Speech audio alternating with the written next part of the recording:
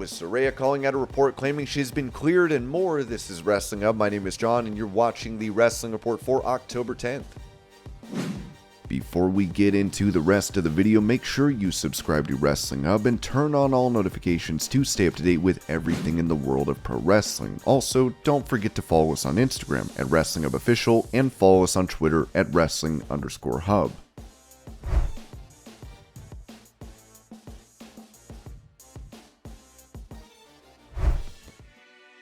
On the DDP Snake Pit podcast, WWE Hall of Famer Jake Roberts spoke about a gimmick he had pitched for the late great Jim Neidhart, saying, "I love to create new characters. Oh my god, I had one character I wanted to do for Jim Neidhart, and the deal was going to be he's called the Mole. And what happens is he refuses to come out to the ring till they turn the lights off because it's too bright. It's much too bright. I can't see. It's too bright. Turn the lights off and I'll come out." Of course, you turn the lights off, he comes out and whacks the guy. The lights come back on, and he's beating the out of the guy. He's the Mole.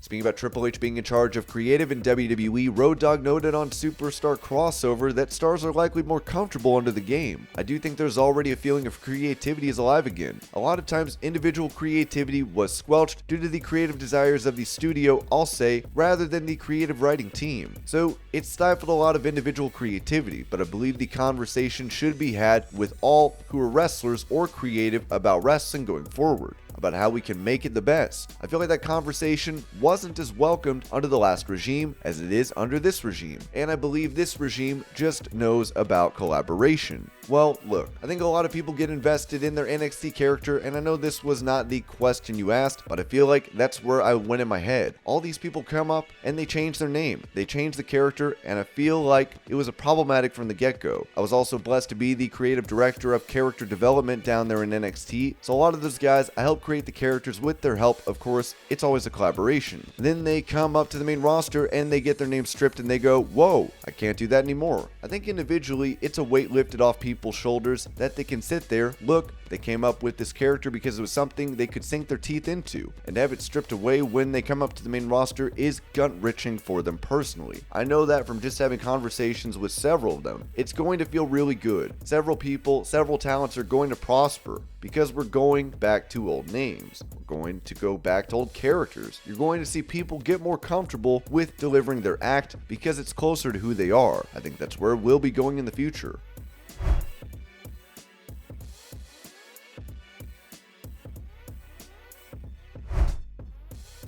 When talking about the couple of backstage altercations that have taken place in AEW in recent times, Al Snow said on Vince Russo's podcast, "I'm not criticizing what happened last night between Andrade and Sammy Guevara on Wednesday night. That stuff happens all the time. What I'm criticizing is that what led to it, what exacerbated it, what this interchange in a public forum that should have never taken place, and this is happening more and more and more on a greater level, because it's not about the locker room. It's about the individual who cares more about themselves than they do about the locker room as a whole."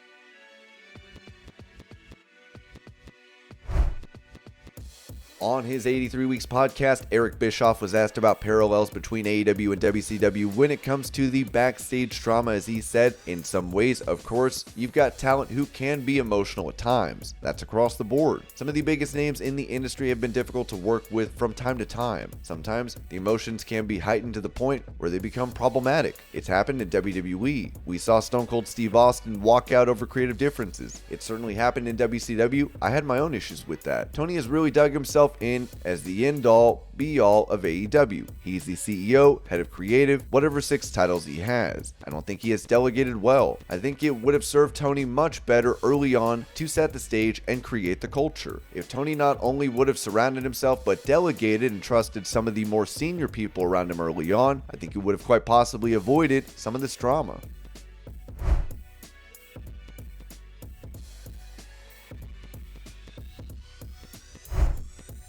On the MMA Hour, Ariel Helwani spoke to Tony Khan about his sporadic appearances on AEW TV, as Khan noted that, I am a device, and when it is necessary, it can be a very effective one. We've done 160 episodes. I have made all of 4 appearances in 160 episodes. All of them did about 1 million viewers. Really, every time they were very necessary. Some involved a little bit of talking, some involved really none. The only 4 times I've been on the show were, the most regrettable, was at the end of the Brody Lee tribute show. Then there was the purchase of Ring of Honor, there was the announcement of the Forbidden Door, and there was the announcement of the Grand Slam Tournament of Champions.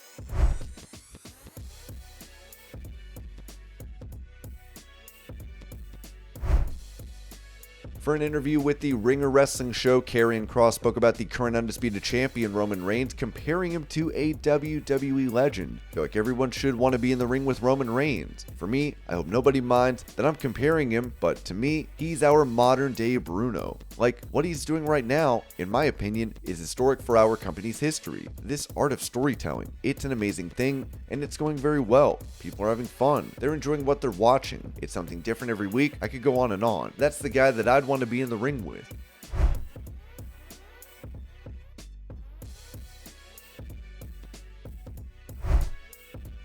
During that same interview, Kross also spoke about his initial run on the WWE main roster, with him wearing a mask, saying, "Well, I don't know if I've ever said this publicly, but the first time I came out with the mask, there were people laughing in the audience. They were laughing. I always remember getting into this business and thinking to myself, when this is all said and done, I want to leave this place a better place than it was before I came in. You want to make it better. You want to make people around you better. You want to make the product better. You want your performances to get better. For me, I'm always chasing the perfect match. That's my wrestling philosophy. I'm chasing the perfect story, and I just always wanted to contribute my best foot forward artistically and be work driven. When I came out with that and heard people laughing, I was like, you know, what I'm doing right now, to me at the time, it felt like I was betraying everything that I wanted to contribute to what I was doing and betraying the fans, because the fan in me is still alive. That's how I know how to read an audience. If you become too high up on your own horse and you disconnect from them, I'll tell them what they're gonna like. That's never gonna work. So the difference between then and now is tonight, I walked out and they were singing our theme music. The entire audience was singing our theme music. That was a moment we wanted to get to before the pandemic, and I got that tonight in a packed house in Philadelphia. So that was incredible. So I would say that this is the major difference between last time and tonight.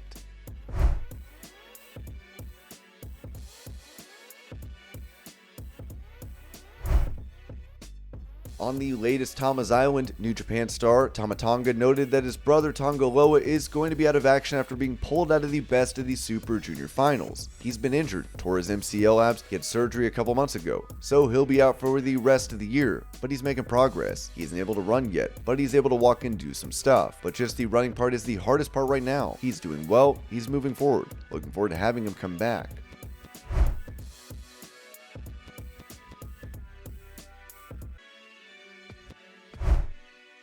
With Jon Moxley apparently finishing his run over at Game Changer Wrestling at the recent event, Fightful has noted that AEW did not want him to wrestle at that show, noting that Jon Moxley is done with GCW for now. On October 7th, it was announced that Jon Moxley had re-signed with AEW through 2027, with the note that he'd be exclusively wrestling for AEW and their international partners. This left his GCW status in question. The night before, GCW sources claimed that AEW didn't want Moxley to do the match and have asked their talent to not work GCW dates for months. Moxley had insisted on finishing out his run there and is not currently scheduled for any future Game Changer Wrestling dates. Stokely Hathaway and Morrissey were also involved in the match to further the ongoing storyline with MJF and Moxley. GCW reps claim that they had no say over the end of the match or how that would play out. Those that we spoke to believe that Moxley will still have the ability to work independent dates, but believe it will be on a surprise basis if it ends up happening. In the past, when Moxley would work indie dates, most of the shows would throw everything they could to make it one of their biggest shows as a result of Moxley being on it. We asked AEW officials on Friday about Moxley's GCW status and then today about GCW's account of things, but didn't get committal answers.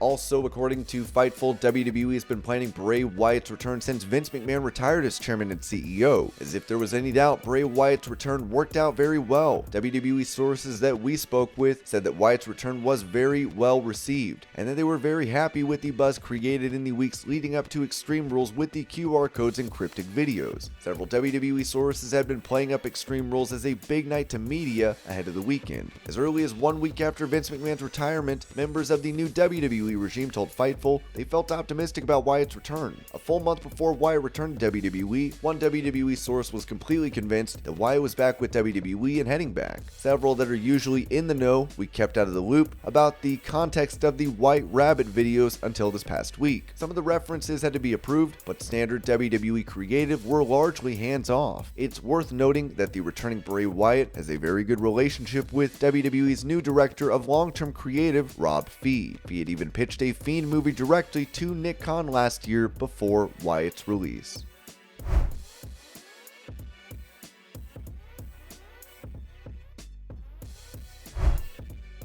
With many wondering whether Saraya will end up wrestling in AEW, Jobber Nation TV apparently thought she had been given the green light to do so, writing, "Paige has been cleared by AEW Dr Sampson. I hope it goes well. But keep in mind, Paige wasn't cleared by 15 doctors who evaluated her neck beforehand. Sampson has been accused of numerous unethical decisions.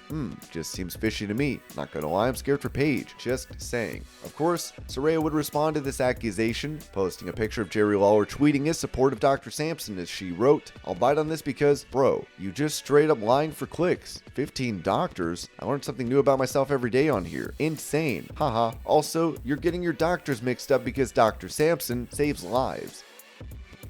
And this was your pro wrestling news update. I hope you're all having a great day. Thank you so much for watching, and I'll see you later.